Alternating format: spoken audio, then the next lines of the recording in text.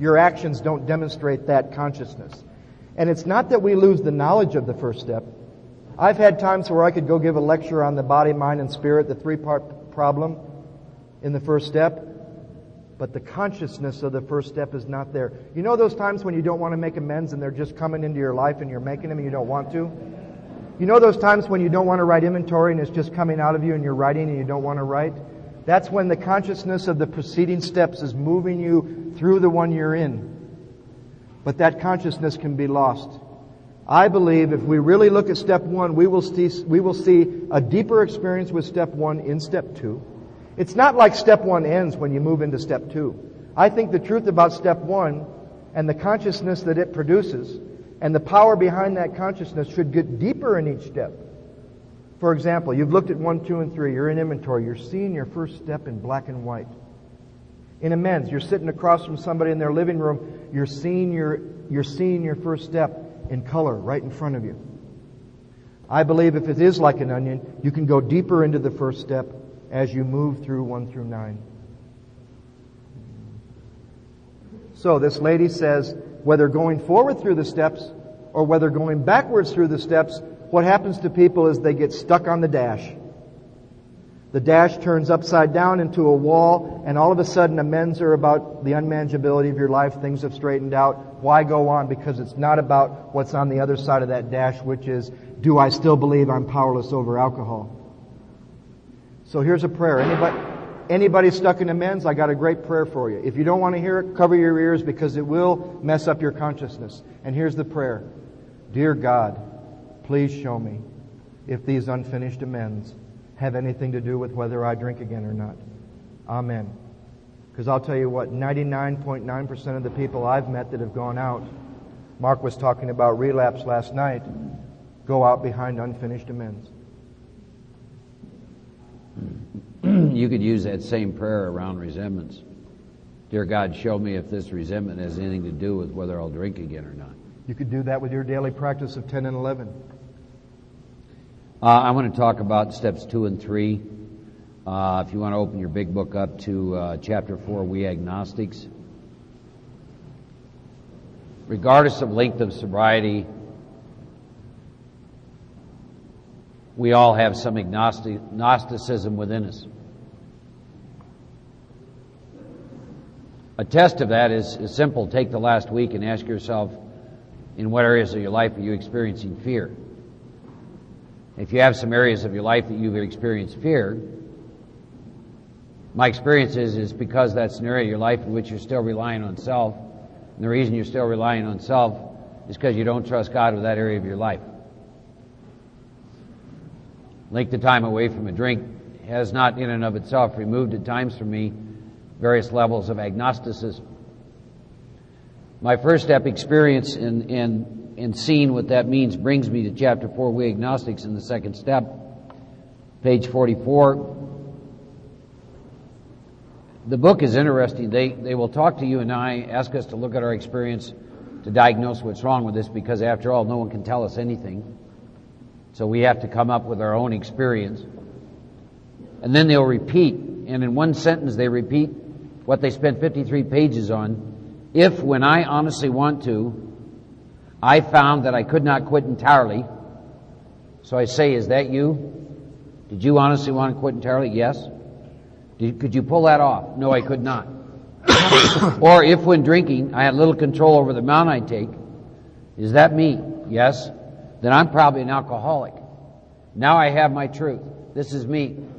One sentence sums up the first 53 pages. And if this is the case, if this is my experience, I may be suffering from an illness which only, circle that word, O-N-L-Y, a spiritual experience will conquer. Now, I've worked with people that said, well, Mark, what does only mean?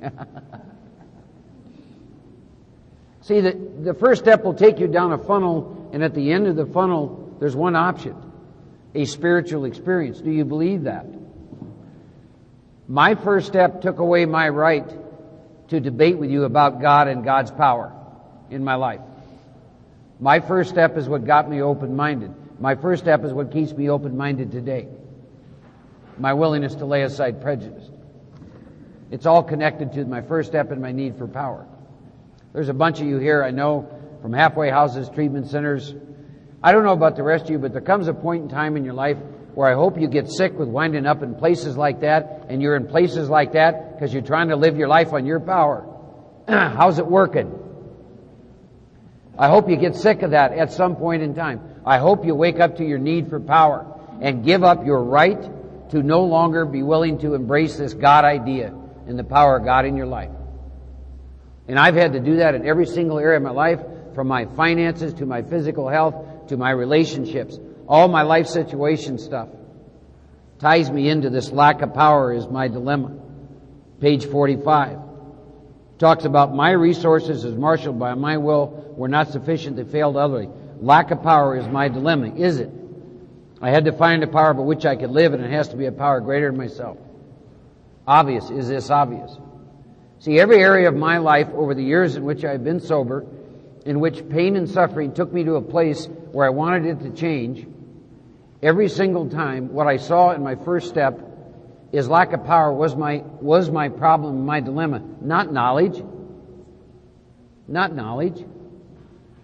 In every single area of my life, ultimately, that brought pain and suffering, lack of power is my dilemma. I'm like a lot of you. I have far more knowledge than I need. What I lacked was the power to turn that knowledge into a reality in my life. I'll give you a simple example. And it is tied into drinking, by the way. It's smoking. My consciousness about a year and a half ago said, we no longer wish to participate in this. That was not exciting news at that time. So I began a journey. Now, I'm a real alcoholic, and everything I do, I'll take the easier, softer way. So I went to a treatment center, the best in the country that works with that, and I spent a week there. I got a ton of information. More information than I wished I'd ever gotten. They messed that up for me forever. And what I'll report to you is over the last 14 months, I've had about 5 months in which I was smoke-free. It was incredible.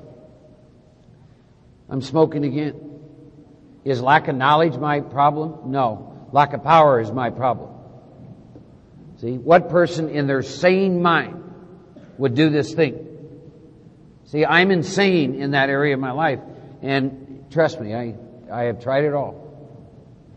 So I'm reworking the steps right now in that scenario. Now, is there a connection between this life situation and a drink? Yes. Why? Well, you can play that out in your mind how that could look, where that could take you, what could happen. Some forms of illnesses that could manifest in your mind one day says, oh, hell, you're going to die anyhow. A little drinky poo wouldn't hurt. See, any life situation I have ultimately is about me taking a drink. So this is just one area of many in which I've come face to face with. Lack of power is my dilemma, not knowledge. Now here's another part in this. I have a say in this thing about do I want to recreate my life. And no one can do that, and no one can force me, and no one can make me. So those are things that have all come to me over the years, every area of my life, from my finances to this. Is lack of power my dilemma? Yes. The book says, well, that's exactly this book about. Its main object is enable you to find a power greater than yourself which will solve your problem. I forget this all the time. I think I have to do something to solve my problem. That isn't how it works. I pursue a course of action as outlined in the steps, and a power shows up and solves my problem. Because see, the part of me that creates the problem is not what I'm going to go to eliminate the problem. So I take a course of action to experience a power which solves the problem. That makes my part in this somewhat simplistic. See, I'm not going to be the one who solves the problem. I'm the one who creates it. I pursue a course of action. This power shows up, and the power solves my problem. I want to touch on some other highlights on, if you turn to page 47. When I go back to the second step for me, there's two parts to this and a bunch of great promises. The first part to this is in the middle of page 47, where we're going to ask ourselves a short question. Do I now believe, or am willing to believe there's a power greater than myself? I work with this every single time when I go back through the steps. It's a question, a consideration that I have to sit with. Do I now believe or am willing to believe there's a power greater than myself? In any area of my life, around my alcoholism, around any area of my life in which I need power. Is there a power greater than myself that I can have an experience with? Is lack of power in some area of my life? Is it a dilemma? If you'll turn over to page 50, the bottom paragraph, one of my favorite paragraphs in the whole book, talks about here's thousands of men and women, worldly indeed. These men and women flatly declare, since they come to believe in a power greater than themselves, to take a certain attitude toward that power and to do certain simple things, there's been a revolutionary change in their way of living and thinking. Look at the implications of that sentence. That's an amazing promise. If I'm willing to do some things, there will be a revolutionary change in the way I live and think. In the face of collapse and despair, in the face of the total failure of my human resources, I can find a new NEW. For those of you who've been around for a while, every time through the steps, NEW, new levels of power, peace, happiness, and sense of direction will flow into me. This will happen to me soon after I wholeheartedly admit a few simple requirements. Joe talked about that last night. There's some requirements as we go through this process. The requirements that the steps are going to ask me to do are like kissing a baby's butt compared to what whiskey asked me to do.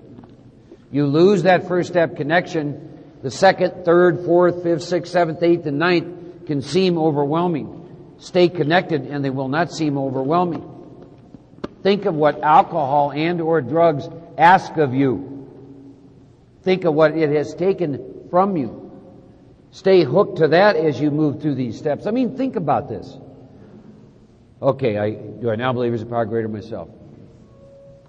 I'm willing to choose that power is everything. Well, let's see, if I don't, I drink again and all that. I think I will. Third step, you're going to make a decision, turn your will and life over to the power. Well, let's see, I can do that or drink. You see, I can write these 3 inventories, drink. I can read a 5th step, drink. Identify my defects, take them to God in the 7th, drink. Make a list of all the people, all the money. Go make amends to all these people or drink. Gee, what's harder? You follow me? See? That's why the steps are circular. When Joe talks about every successive step should take you further into the first step. You need that connection in order to do it. It's no different when you get to the disciplines of 10 and 11. Do the disciplines of 10 and 11, die an alcoholic death. Let me think. See, and then 12-step work, which those of you who do it know, on the one hand, it's a glorious, incredible thing, and on the other, it is just pathetic. Whining and Especially when you still think you can help another alcoholic. Yeah. So it goes on to say, once confused and baffled, sober by the seeming futility of existence, they show the underlying reasons why we make heavy going of life. Life is not heavy going. We make heavy going of life based on our perception, our self-will, and our lack of power. Our unwillingness to accept what is. We make heavy going of life. Then the book does something very interesting. Leaving aside the drink question, they tell why living is so unsatisfactory. Living was never going to get satisfactory to me till I had a revolutionary change in the way I think, the way I begin to perceive life. And then they describe what has to happen. The consciousness of the presence of God. Joe talked about that.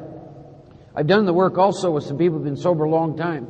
They had the same experience he described. It's profound. There's a huge difference between living in the grace of God and conscious contact with that which provides the grace. And I mean a huge difference. It's like one's going from one side of the planet to the other. If you'll turn over to page 53, middle paragraph, second part of the second step. When I became an alcoholic, based on my experience, crushed by a self-imposed crisis. Self-imposed, by the way. I could not postpone or evade. I have to fearlessly face the proposition, God is everything or God is nothing. God either is or God isn't. What is my choice to be? And it is a choice. And by the way, it's the last choice you'll have to make as you move through the steps. You're going to have to make a decision and take some action This is the last choice that you have to make. God is everything or God is nothing. What are you going to stand on? First step, die an alcoholic death, unmanageable life sober, or make God everything. Gee, what should I do? See? If you lose that first step, and this second step can seem overwhelming to you. I tell people, take a chill pill on the God issue. We agnostics says, quit trying to define or comprehend God. Because ultimately, if you're like me, you're going to experience God with an organ that is different than your mind. To experience God, you must be out of your mind. Joe made a statement yesterday, which I have found to be very true. My mind and my belief systems about God can be one of my biggest barriers to experiencing conscious contact with God. Any idea about God isn't God. Another question for those that have been around for a while. Are you more interested in consciousness or conception? Page 55. I think I'll let Joe talk for a little bit about the second. We want to get into the third step. If this thing is about power, and I need power based on my first step experience, then where and how to find that power becomes very important. So on page 55, the book says, I'm fooling myself, for deep down inside every man, woman, and child is a fundamental idea of God. This idea may be obscured by calamity, by pomp, by worship of other things, but in some form or other, this idea of God is there. For faith in this power greater than ourselves and demonstrations of that power in human lives are facts as old as man himself. I finally saw faith in some kind of God was a part of my makeup. That means you don't have to do anything to bring it about. Just as much as the feeling I have for a friend. Now the next sentence tells you how you're going to experience this power. You have to search fearlessly. But it says the power is there. The power is as much a fact as we were. We're going to find the great reality deep down within ourselves. That's where you're going to find God. How we're going to experience God's power is to take the rest of the steps. Where we're going to experience God's power is deep down within us, and in the final analysis, it's only there that God can be found, and that has been my experience. Steps 4 through 9 are about facing and being rid of that which has you blocked from experiencing that which is closer to you than breathing. Now that's a paradox. I mean, people say to me, well, Mark, I got to find God. Excuse me? What do you mean you have to find God? Where isn't God? See, if there's nothing but God, there can be no God. All is God. All that these steps ever did for me was make me awake, aware, mindful, conscious of that which is always present to me. If I'm not feeling separate from that, identified with my mind, the main problem centers in the mind. I don't go looking for God. I didn't come here seeking God. I was given a precise, specific, clear-cut set of instructions. I took those and I came to experience this power. And I didn't have to go anywhere. Joe's got a funny story about that. He'll have to tell you because he went down to India. I made a quote. Up to India. Up to India, yeah.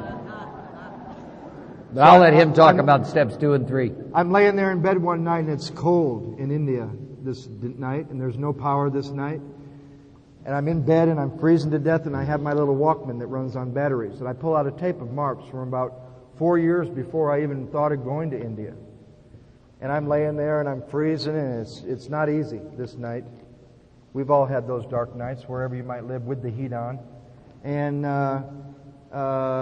in the middle of this tape, Mark goes, you know, you don't have to go to India and study with the Dalai Lama to...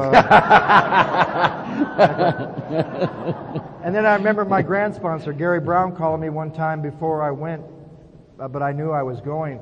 And he said, you know, you got to be really careful with him.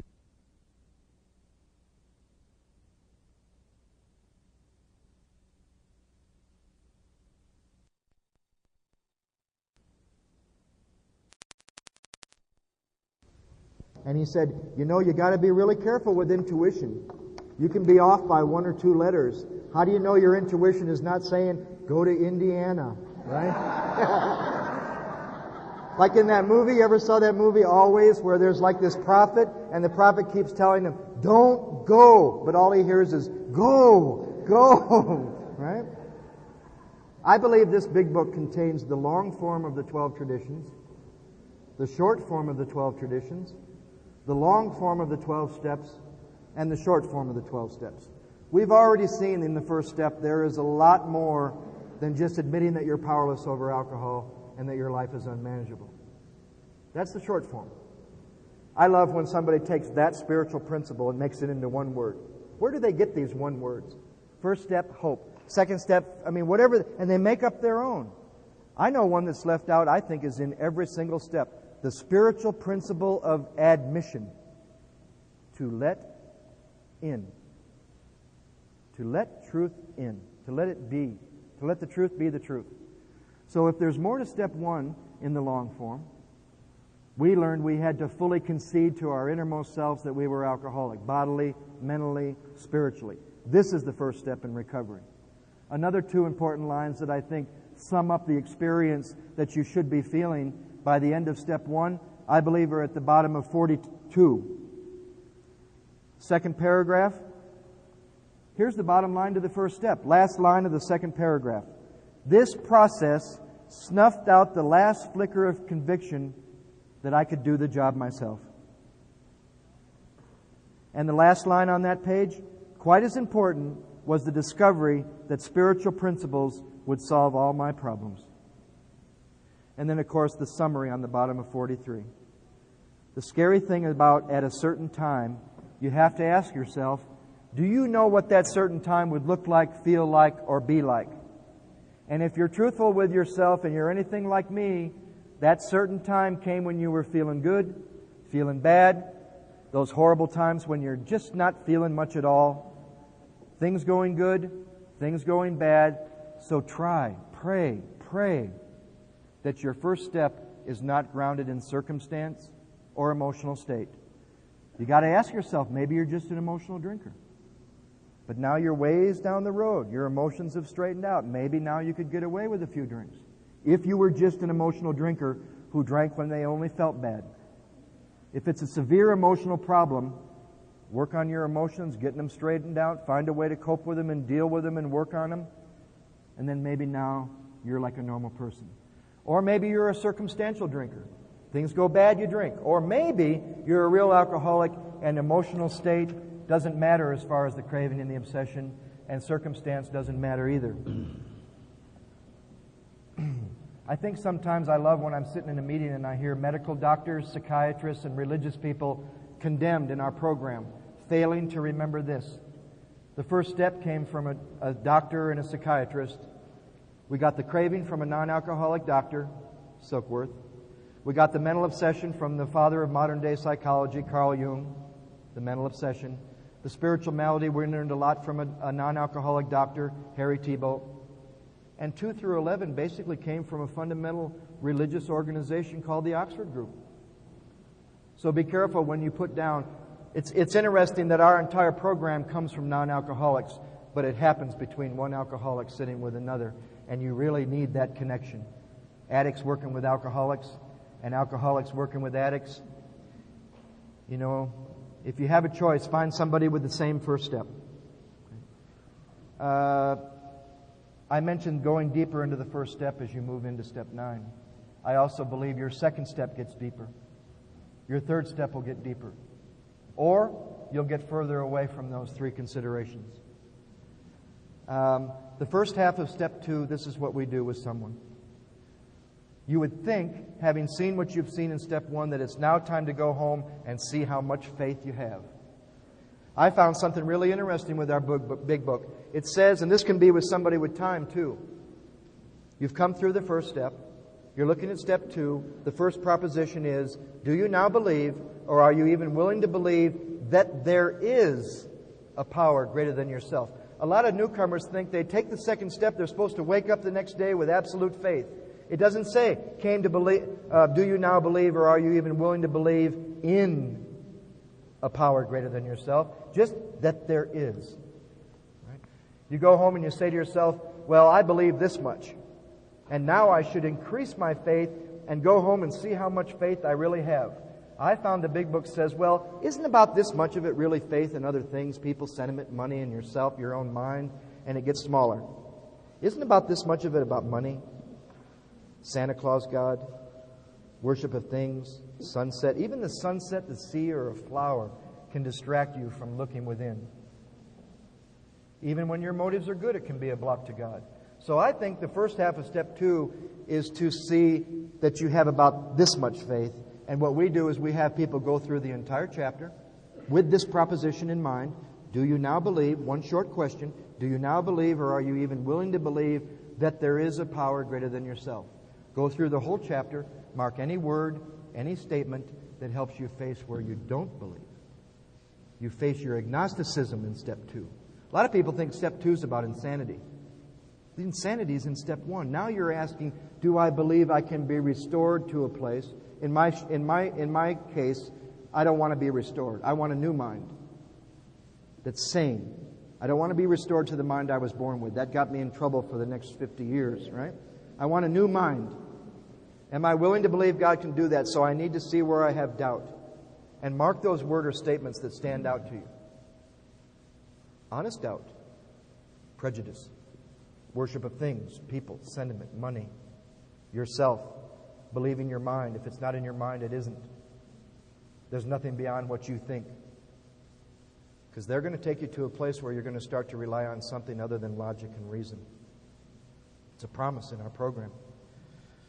I'd like to also talk about, I met a man in Denver when we got sober who was in the Red Brigade of the Oxford movement and then came to Alcoholics Anonymous, I think when Alcoholics Anonymous was 2 or 3 years old.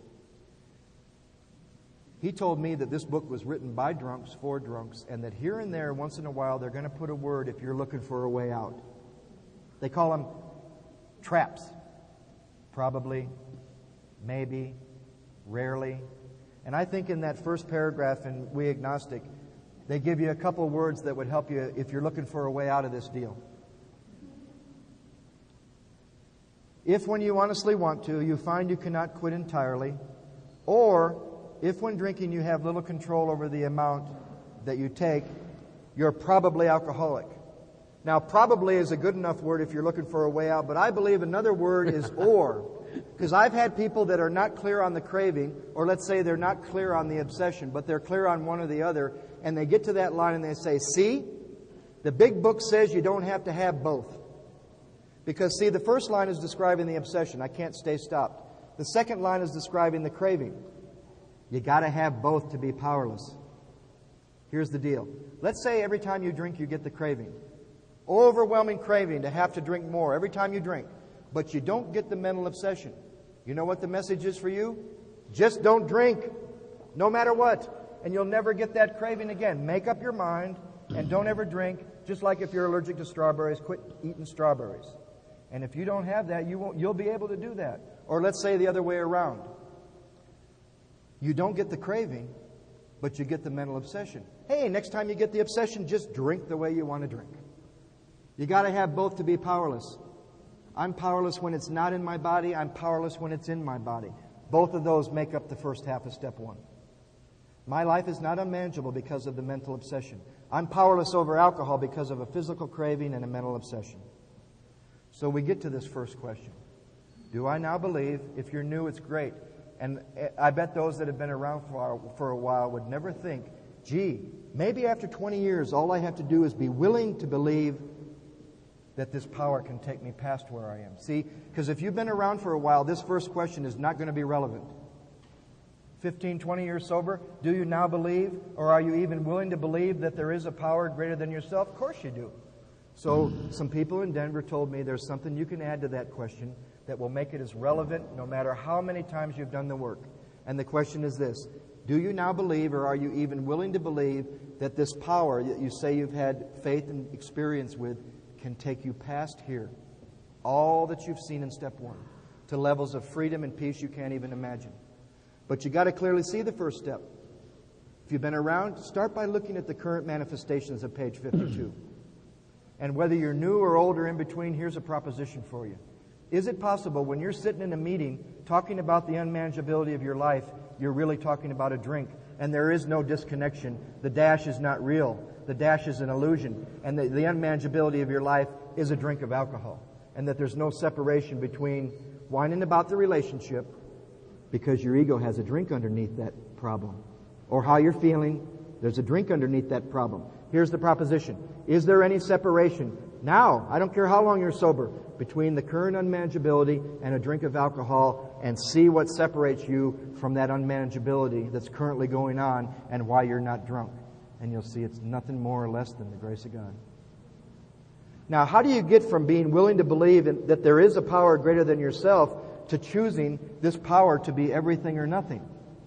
You go through the chapter again, and you'll find words and statements, mark them in another color, that take you from your simple willingness to believe to choosing everything or nothing. You'll find them. There's statements like, as soon as a man can say he's willing, he's well on the way. Upon this simple, all kinds of statements like that take you from bridge to shore, that last mile. And I'll throw this out just for some discussion maybe later. I believe if you want to live, if you've answered that fundamental question at the beginning, do you want to live? If you think there's a choice at step 2, it's based in a first step reservation. Because if you want to live, I believe when you get to what you think is a choice, there is none. And if you think there's a choice at step 2, it's based in a first step reservation. This work was as relevant to me this time, 21 years sober, as it was the first time. I'm more awake. I started by looking at the unmanageability. I saw there is no separation between that and a drink, and the only thing that keeps that from happening is grace. I was asked to look at fear. Is there any fear? Because you know a place that a lot of us have missed? We had to fearlessly face the proposition. I think fearlessly means without fear. A friend of mine told me his sponsor told him fearlessly means with fear, but you do it anyway. No. Fearlessly means fearlessly. And here's what I'll throw out for you. If, when you get to this proposition, God is everything or nothing, that the book says we have to face fearlessly, if there's any fear about drinking again, it's a first step reservation that you can do something about not drinking again. Because I believe fear is always rooted in an idea of self-reliance. Doesn't the book say that? Fear is because self-reliance fails. If you're in fear, there's a lurking notion that you can do something. We used to say things like, you can't go to the second step in a good mood. Why not? Maybe the first time. And if you're being motivated by the fear of drinking again, great, if it gets you through amends. But there will come a time, for those of you that have been around for a while, that to fearlessly face this means to fearlessly face this. Without fear. Look through the fear. See the lurking notion, rooted in self-reliance. The fear goes away, and I was given the grace to fearlessly face this proposition with no fear of drinking again. Because I don't think there's anything I can do about drinking again. The experience of the experience is more important than any explanation. I take the course of action, the experience happens to me and through me. And I don't label it, and I don't prejudge it, and I don't presuppose to know what it's going to look like. Page 60, I want to talk about the third step. Come up to the ABCs. Is this my truth? I'm an alcoholic and cannot manage my own life. And I have an experience with that. Probably no human power could relieve my alcoholism. Is that my truth? We all, over the years, have had many humans influence us in recovery from alcoholism. They are like the big book or the steps. They're pointing us to this power. That's all that they can do. See, God could and would if He were sought. Being convinced of that, I'm in step 3, and I'm going to make a decision. Turn my will and life over to God as I understood God. I don't understand God. Because the organ I would have to use to talk to you about that is my mind. God is so far beyond that. So the God of my understanding today is I don't understand God. I quit trying to turn my hair white. I'm only 29. Some of us have attempted to intellectually come to know God. You will go insane. 10 years they locked me up in a nut house. I'm going to figure out the God thing. Right? versus an experience with it. Now, there's a requirement before I make my third step decision. I love going back and looking at this third step every time through the work. I have always, every single time, been awakened to more things about myself, my self-will, how I come in life, and God by going back in and looking at this again. But this requirement is, am I convinced my life run on self-will can hardly be a success? I look at that from a position of being free from alcohol 21 years. Am I convinced with this length of time that my life run on self-will can hardly be a success? And now the book's going to take about a page and a half to describe what this looks like. So I always go through this process with my current experience with my life. And it talks about when I run my life on my will, I'm always in collision with something and somebody, even though my motives are good. I love to live by self-propulsion. I'm like an actor. I want to run the whole show. I want to arrange lights, ballet, all of you, AA, my home group, all my employees, my girlfriend, in my own way. And if you all would just stay put, if you all would just do what I wished, then the show would be great. And I read this and I say to myself, this stuff is going on again. How did this happen? How did this happen? See? The crazy thing in that part of the third step is, I think if you do what I want, not only will I be happy, but you'll be happier too. I'm like an actor who wants to be a director who ends up being a producer. That works a lot better in Los Angeles, but I think you got a feel for what we produce. And it says, well, what usually happens? And all what this is attempting to do is introduce me to something which is contained in my decision in the bottom of 62. It's trying to show me how I like to play God. The bulk of the amends that I have made since I got sober came from my attempts to play God. It's critical for me that I see that and experience that. So what happens? The show didn't come off very well. I begin to think you don't treat me life doesn't, so I'm going to exert myself more. I become on the next occasion then demanding your graces. Talks about ultimately what happens is I become angry, indignant, and self-pity. What's my basic trouble? I'm a self-seeker even trying to be kind. I'm a victim of the delusion. I'll be satisfied and happy if I can manage well. And I take all of my time attempting to manage well, which is also then where all my fear comes from. Talks about it's evident to all the rest of the people in my life, these are the things I want. It gets in and describes the fact that I am self-centered. Page 62. This is the first time the book is going to finally tell me what's really wrong with me. Selfishness and self-centeredness is at the root of all my troubles. And when you are selfish and self-centered, you're going to go through life being driven by 100 forms of fear, self-delusion, self-seeking, and self-pity. I'll give you a consideration. Look up the word driven and look up the word choice and ask yourself this question, particularly if you've been sober for a while. Do you have parts of your life in which you are being driven versus making choices? Go back in just the last year and quote, look at one of the great tricks that my mind did with me is it got me to believe that sober I was making choices till I looked at some of them. They were insane. They were absolutely insane choices. Meet her on Friday and marry her on Tuesday. Yeah, I mean, I could go on and on and on. And through repetitive times through the steps, I came to understand I wasn't making choices, that I was being driven. And there was no choice. Because when I'm into self-will, there's not choice. There's only the manifestation of how I think my self-will is going to be manifested. Choice comes from a state of neutrality. See? With an unselfish motive. And it talks about then, and it's a setup for inventory, when you go through life being driven, it's like the reverse of a 4-column inventory. Imagine the 4th column first.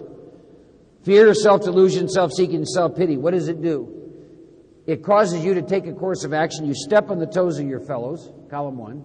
They retaliate, column 2. You're hurt, column 3, but it all started with 4. It's a circular deal. What you put out will come back to you. When we get to the resentment inventory, you're going to write a 4 column. You're going to start with column 1, 2, 3 and come to 4. But 4 sets the ball rolling because you're being driven. And it says invariably, you made decisions based on self which placed you in a position to be hurt.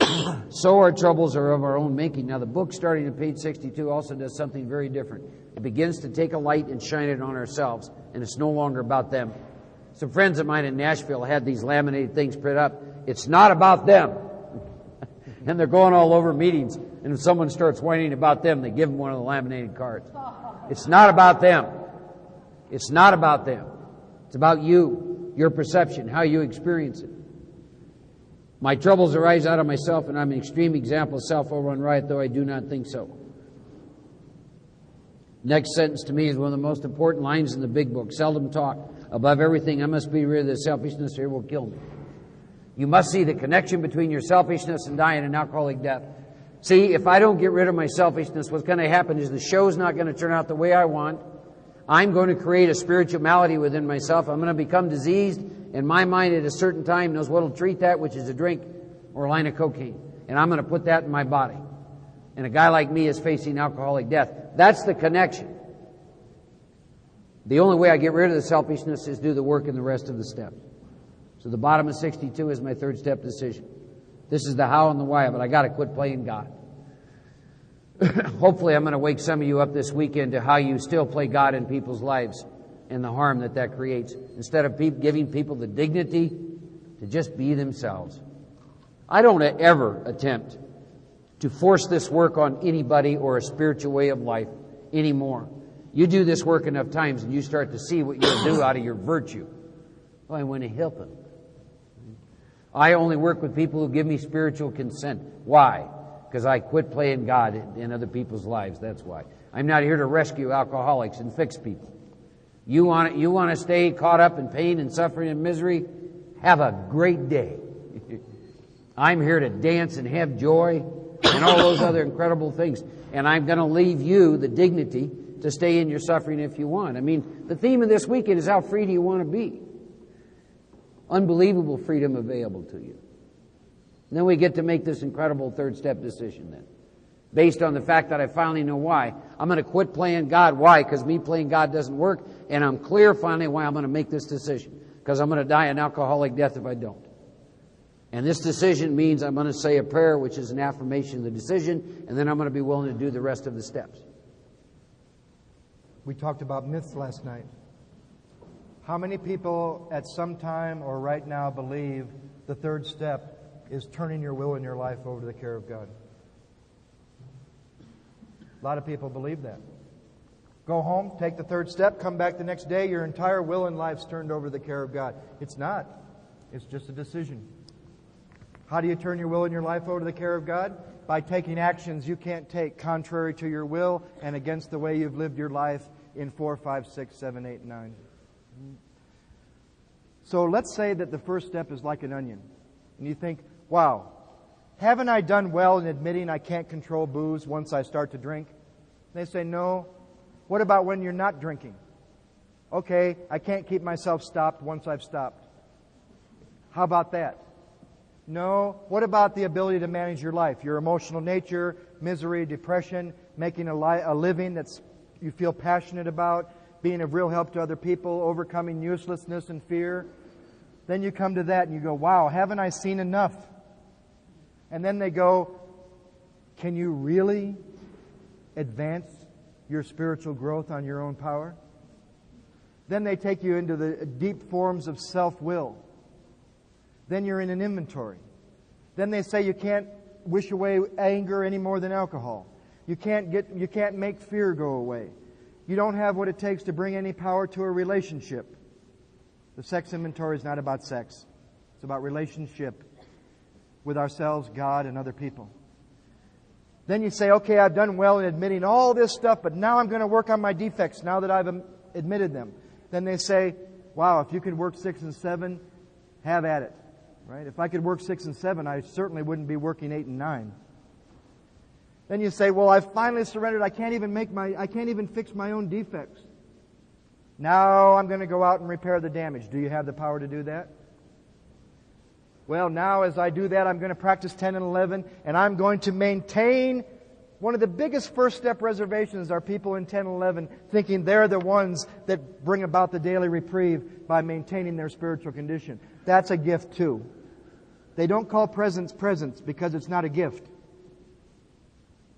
They call presence presence because it's a present. It's a gift. How about this one? Work the steps to the best of your ability. And a friend says, didn't you tell me a couple weeks ago the best of your ability is to be glued to a bar stool, unable to get up, messing up everybody in your life? I'm going to work the steps to the best of my ability. Don't have the power to do that. It just goes deeper and deeper and deeper. Go back to everyone you ever hurt. You got the power to do that? A guy said to Mark one time in Texas, because in Texas they're tough. And they love, God will do for me what I can't do for myself, but I pretty well better do what I can do for myself, right? And this guy says to Mark, the idea that you can finish every amends you're aware of is like thinking you could take a feather pillow to the top of the Empire State Building, throw them feathers out and go find every one of them. And right off the top of his head with no thought, Mark said, what if you had a personal relationship with the creator of each of those feathers? Could he take you to him? Because we know people after people after people after people who've been given the power and the grace and the guidance and the direction to make every amends they're consciously aware of. I can't do that. I can't keep myself sober. I can't reduce my self-centeredness. I can't wish fear away. I can't manage anger. So it just goes deeper. So I would like to say this to you. If you've seen the manifestations of page 52, and it's an internal condition, the spiritual malady does not mean your spirit's sick. The spiritual malady means that it's a real malady to be shut off from your spirit. The spirit is 100% pure. It's within each and every one of us. It's just covered over, but it's like a diamond in the rough. It's like a diamond in the mud. God's going to clear away the mud to get in touch with that which has always been there, given to you at birth. So I'm going to propose this. If you've seen the current unmanageability, ask yourself, is there any separation between that and alcohol? And what is that separation? Why aren't I drunk? Is there any separation between your unmanageability, alcohol, and your agnosticism? A woman said to me the other day, and it was so clear, my agnosticism is my alcoholism. They're not two separate isms. They're not two separate issues. Your sponsor said to me, my agnosticism is my alcoholism. And my agnosticism, as I currently experience it today, is a reflection of the unmanageability, the stuff that I'm feeling tension with. If you didn't have agnosticism, you wouldn't have unmanageability. Life's going to go on. Page 52 is not going to go away. There's going to be ups and downs with relationships, money, usefulness, working with others, health. Believe it or not, folks, life's going to go on. The key is to be at peace with the way it is. But I'm experiencing this tension, and it brings me back to the work, and I see how it's manifesting. I don't like smoking. I don't like weight, health. I got this stuff. It's internal. It's my view. It's my perception. I'm not at peace. I'm experiencing tension. It's a drink. Why aren't I drunk? And I realize the grace of God. I believe in the realization of the grace of God is a first step experience way beyond being scared by what it was like. Because what it was like is not what it's like now. And you're not drunk. The grace of God, there's a first step experience in that realization like I never had. So I believe if you've seen the current unmanageability, it will be your 8-step list. It will be your amends. We're just going to expand on the manifestations of 52. And if there's no separation between someone I owe amends to and my willingness and my defects and my admission and my inventory and my self-will and the decision I've made about step 3 and my choice about God is everything or nothing and a reflection of my current agnosticism, it will be a reflection of the unmanageability, which is alcohol. That's how they're connected. I had times the further away I got from one, the further away I got from one. My mind used to tell me step 1's only true when you're in it. But I've also had these times where in the 9th step, I have a deeper consciousness of my first step as it connects to step 2, as it connects to step 3, as I've seen in my inventory, as I admitted to you, as I saw my defects that I can't fix, I make my list, and it is the current unmanageability. They're all connected. The steps aren't separate. The big book talks about an arch through which we're going to pass to freedom. We should go back and cover that just for a moment, because at the end of the fifth step, they're going to ask you some questions. If you haven't been thorough, would be really confusing. They're going to ask you about stones. Stones. They're going to ask you about cement. They're going to ask you about how you made that cement. So let's start with the foundation. The foundation is my first step. The cement described on page 17 is equal parts of common problem and common solution. Watch people who are always involved in the problem. Watch meetings that only focus on the problem. Watch meetings that only focus on the solution. It's a dangerous job not to see both. We only want to hear about the solution here. You'll turn out some zealots. You'll turn out people that are really rigid with the Word. But they always seem to forget that with every common solution, there's a common problem. That page says there should be equal parts. Sharing in a common problem and sharing in a common solution, which joins us. It doesn't join most of us in Alcoholics Anonymous anymore, and that's just the way it is. But those of us in this room, I think we're interested in a common solution, because we share in a common problem, whether it's drug addiction or alcoholism or both. So the cement is described on page 17. At the first proposition and the second step, do you now believe, or are you even willing to believe? They call that the cornerstone. I've never laid brick, but I was told that's the first stone put on the foundation. They usually put a date on it, right? Boom, there's my willingness to believe that there is a power greater than myself. You put some more stones in place between that and the keystone, which is at the top of the arch that holds the whole, that balances the whole thing, and that's my third step decision. I see the third step in 4 parts. Am I convinced of the ABCs? And isn't it neat that once again, all the work I've done in the description of the alcoholic, doctor's opinion, Bill's story, there is a solution, more about alcoholism, the chapter to the agnostic, in relationship to my personal adventures, drunk or sober, have made clear 3 pertinent ideas. That drunk or sober, I'm alcoholic, and I can't manage my own life. Remember, the unmanageability is an internal condition, not out here. It's really hard to work with guys sometimes who have it all going on out here, but they see that they're empty and separate and shut off inside. The unmanageability is an internal condition. It's reflected out here, but not always. That no human power can relieve my alcoholism. So much for thinking your sponsor is going to be like God. You know what we do? You know one of the big problems I've had in Alcoholics Anonymous? I've made humans into God and God into a human. We were talking about trust the other day, and I said to this guy, which was said to me, trust human, I was let down by my sponsor. He lied. Oh my God. I've gone to people in Alcoholics Anonymous that are clear on the work and made amends, and I'll ask them what I can do to make it right, and they'll say stuff like, don't ever lie again. Oh, okay. I'm going to go home and just not drink no matter what, and I'll never lie again, and I'll get back to you, right? Trust humans to be human. Trust God to be God. But quit making God into a human and humans into God. No human power can relieve my alcoholism. And do I believe that God not only can, but He will? Most of you in this room, unless you're brand new, I would say, you'll never have a problem with the question, can He? But every time through the work, once I've seen my current stuff, I have some reservations sometimes about, will He take me past here? So the first part is, are you convinced of those ABCs? The second part is a requirement. Am I convinced that my life run on self-will is not successful? And if you're not convinced, they gave you about a page and a half that helps you be convinced of where you're learning your life on self-will. Let me throw this out there. Why would any alcoholic ever decide to turn their will and their life over to something other than themselves if they were still doing a good job running their life on their will? To make a decision to give your will and your life to the care of God, you have to be convinced that your life run on your will is not successful. And that's the first requirement of the third step. Am I convinced? Then the decision. The third step decision is not the prayer. The prayer is an affirmation that you've already made the decision. And you know what? Great promises come to pass just from making the decision. They're in the next paragraph after the decision. What's the decision? I'm going to decide that from hereafter, this is what I would like God to be. I would like God to be God, and I would like me to be me.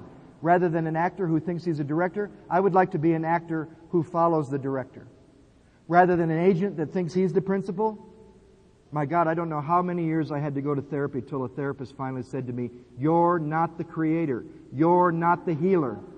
You're here because you're the creator and you need to be healed.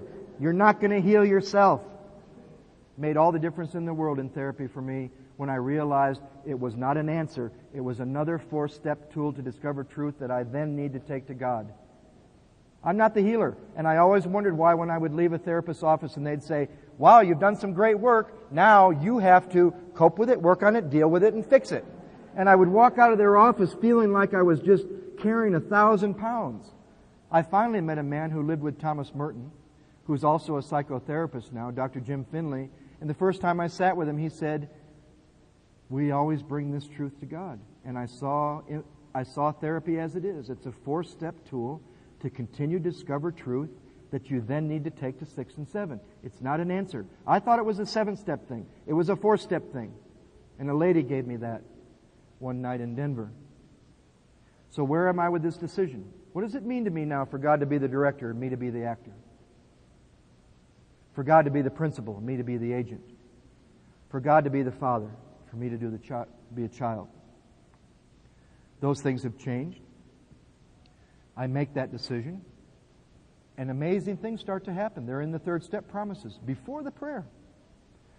But they know that we were alcoholics, and we all have some reservations. Isn't it interesting that after the prayer, after the third step prayer, they say, "We thought well before taking this step, making sure that we were ready, that we could at last abandon ourselves utterly to God." We consider that before we do the prayer. Are you at last ready to abandon yourself utterly? I went to a thing in India, and this guy came over to my house and he said, "You got to come to this talk. It's going to be one of the greatest talks you've ever heard on God." I said, "Well, I've heard some pretty good ones from people whose lives are on the line." You know, seeking God with your life on the line is a little different than seeking God based on virtue. Isn't it a great thing that we have that motivation of life and death? We just don't have to just raise ourselves up every day because we're good people and do it out of virtue. We do it out of desperation. There's no virtue in seeking God for an alcoholic. It's not always a pleasant thing. So this guy comes to my house. He says, "You got to come to this talk on God."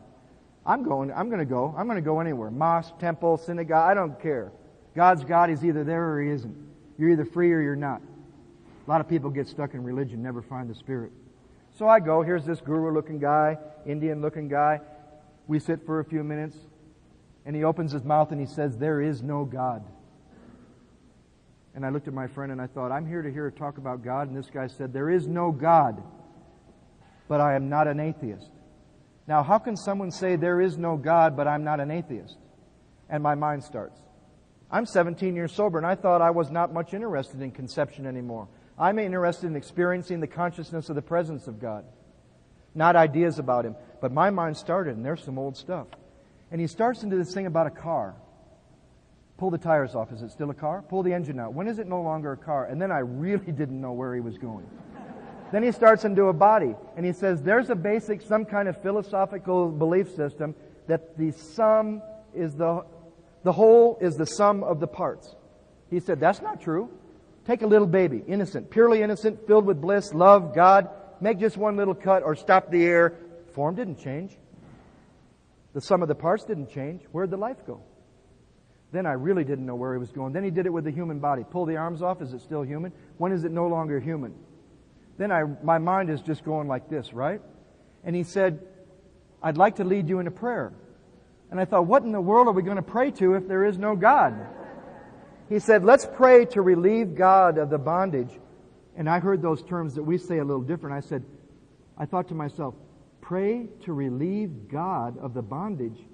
And then he repeated himself, let's pray to relieve God of the bondage of the personalities that we've imposed on them, you got to quit calling a verb a noun. It's not a person, a place, a thing, even though it's all those things. There is no God, but there is nothing but godliness. The creative intelligence of the universe underlying the totality of things that's alive within each of us. Quit calling a verb a noun. There is no God. Once you say God, you've limited it to a box of definition and conception. But there is nothing but godliness. Why don't we take a 25-minute break, come back at 11 o'clock, and we'll start with the third step prayer. Anybody that can take a couple minutes, read from the ABCs to the prayer. I have a quick announcement. Use the microphones. Why don't we start with a moment of silence? Maybe a few moments before we start that. How about a few moments of silence? Each in your own way. Moments of silence. Mark will take us through a guided meditation on the proposals that we've considered so far up to the prayer. And then I would like to read the original prayer that Dr. Bob wrote with Clarence Snyder for the third step.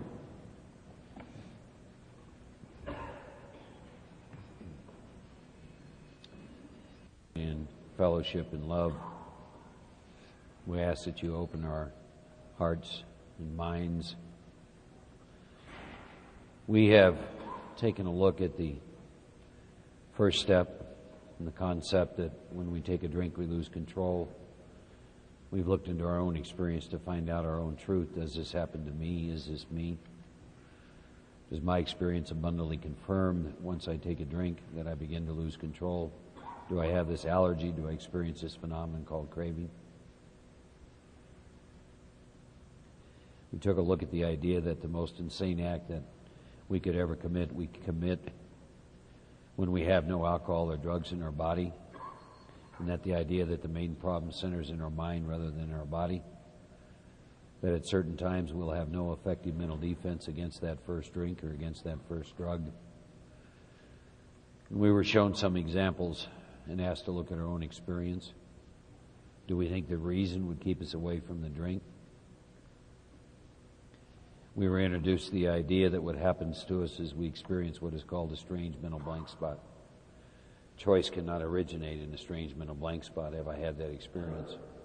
And if so, and if that is me, then I am an alcoholic, and I must seek a relationship with a higher power to provide that defense and to restore me to sanity. We look at the idea of the unmanageability of our life and the spiritual malady. Do I, when I'm living my life on self-will, experience life from a standpoint of being restless, irritable, and discontent, having trouble in personal relationships, not being able to control my emotional nature, prey to misery and depression, full of fear, never satisfied with my life regardless of how it looks, how good it looks, or how bad it looks, feeling useless at times, feeling full of fear? Is that me? Is that my experience? And we take this hopelessness and this first step experience into the second step, in which I become willing to believe that there's a power greater than myself that can restore me to sanity. And I'm given the idea that I need to come up with a concept of that power which can be personal to me. And then I come faced with a self-imposed crisis that I can no longer postpone or evade. That God is going to be everything or nothing in my life, and what is my choice to be? The promise of the second step is that if I'm willing to seek God through a course of action, that I can experience this God deep down within myself. We come up to the third step, and am I convinced?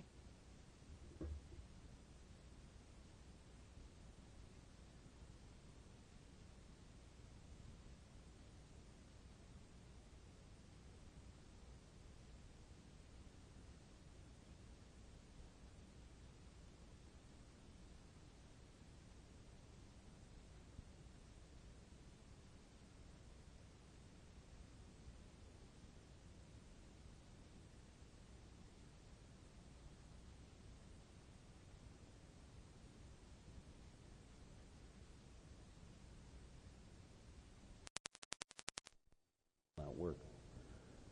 And then we took a look at the idea of what it looks like when I'm trying to play God in my own life and in people's lives. And how ultimately that leads to confusion and chaos. And introduce the idea that selfish self-centeredness is the root of all my troubles. And I go through life being driven by 100 forms of fear, self-delusion, self-seeking, and self-pity. The end result is I step on the toes of my fellows and they retaliate, and I wind up feeling hurt. I'm given the great promise that all my troubles are my own making, but that above everything I have to get rid of this selfishness. But that I cannot do in my own power, and I see the truth of that. But I had to have God's help. And the way I'm going to get God's help is I'm going to quit playing God. And the book talks about a relationship that I get to have with my Creator, in which God's going to direct my life. I'm going to be the actor. God's going to be the principal, and I'm going to be the agent. God's going to be the father, and I'm going to be the child. God's going to be the employer, and I'm going to be the employee. And that leads me up to this third step prayer, which is going to be an affirmation of the decision. This is the original third step prayer as used by Dr. Bob with Clarence Snyder. Dear God, I'm sorry about the mess I've made of my life. I want to turn away from all the wrong things I've ever done and all the wrong things I've ever been. Please forgive me for it all. I know you have the power to change my life and can turn me into a winner. Thank you, God, for getting my attention long enough to interest me in trying it your way. God, please take over the management of my life and everything about me. I'm making this conscious decision to turn my will and my life over to your care, and I'm asking you to please take over all parts of my life. Please, God, move into my heart. However you do it is your business. But make yourself real inside me and fill my awful emptiness. Fill me with your love and Holy Spirit and make me know your will for me. And now, God, help yourself to me and keep on doing it. I'm not sure I want you to, but do it anyhow. I rejoice that I am now part of your people, that my uncertainty is gone forever, and that you have control of my will and my life. Thank you. Praise your name. Amen. Amen.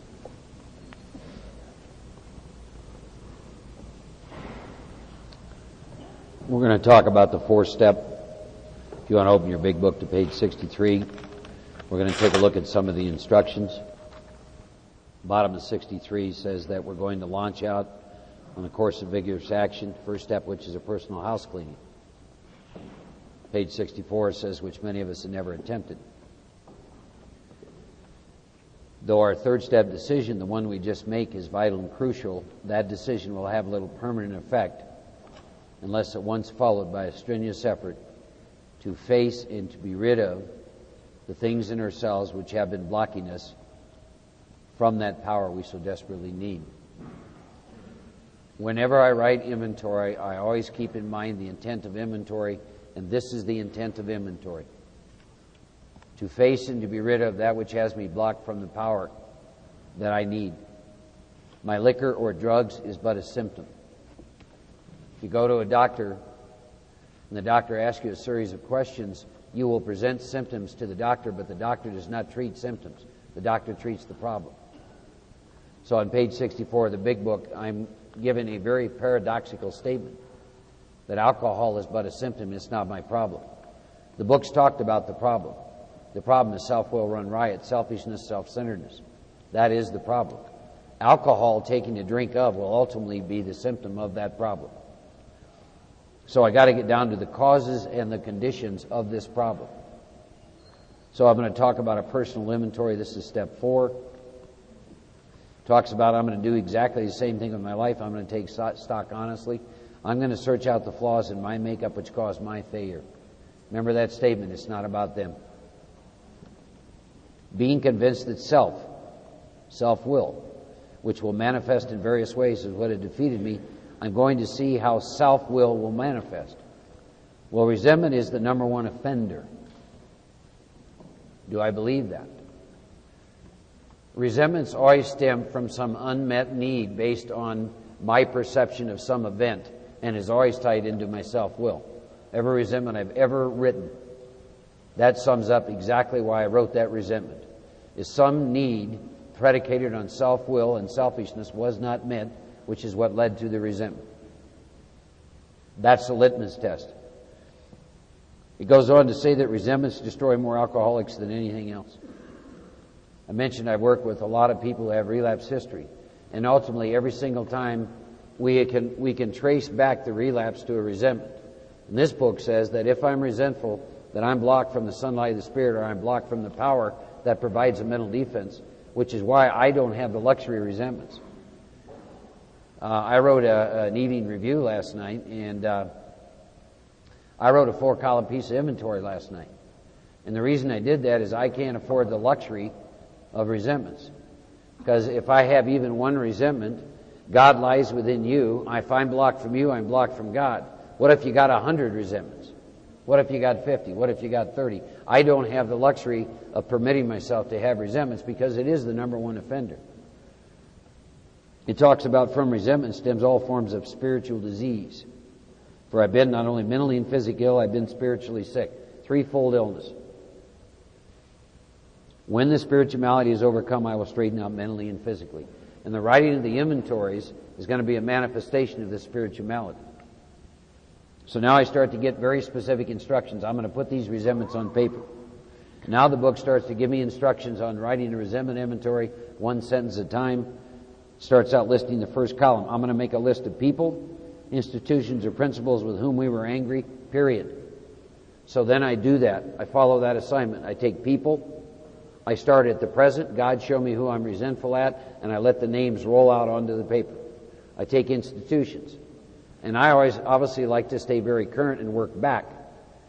So I begin to make a list of institutions. What are institutions?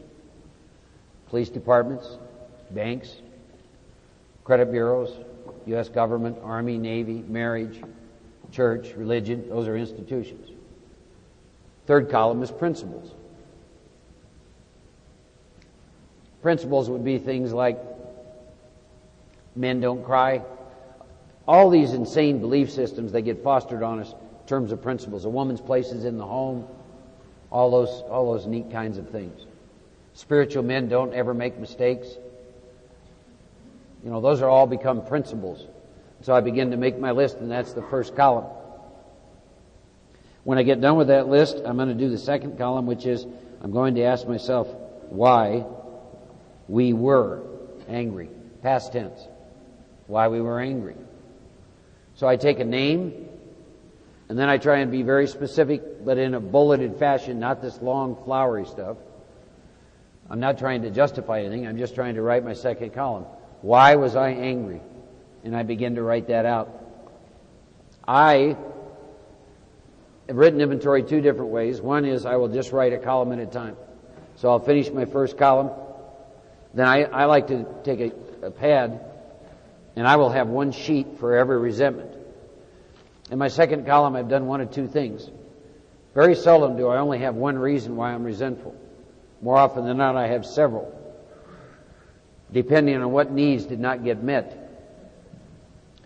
And at times, what I have done, if I put in a name in column 1 and I have 6 reasons why I was resentful in column 2, I will write a third and fourth column on all 6. That's one way to do it. Another way to do it is you'll group them. You may have 6 reasons in the second column why you're angry at somebody. You can just group them if you want to. Then you get done with the second column, and now it's going to discuss the third column. And it talks about, in most cases, it was found that my self-esteem, my pocketbook, my ambitions, my personal relationships, including sex, were hurt or threatened. So that just discussed 5 areas of my life that were hurt or threatened behind these resentments. Self-esteem, pocketbook, ambition, personal relationships, including sex. Says, so I'm mad, I'm burned up. And on my grudge list, then I said opposite each name, my injuries. Injuries is your third column. And they repeat, was it my self-esteem? And then they added security and ambition. My personal sex relations interfered with. So, and then if you look in the big book toward the bottom of the third column, it uses the word pride. So in the third column, I use 7 areas of self that are hurt, threatened, or interfered with. I use self-esteem. That's who I think I am. I use pride. That's how others see me. I use ambition. That's what I want. I use security. That's what I need to be okay. Personal relations to me are same-sex relations. Sex relations are opposite sex. And money. So when I go to write a resentment inventory and get to my third column, I'm going to look at those 7 areas of self and ask myself, were these areas hurt, threatened, or interfered with behind what I wrote in the second column? I have found over the years that it's very important what you write in the second column, because your third and fourth are going to flow from that.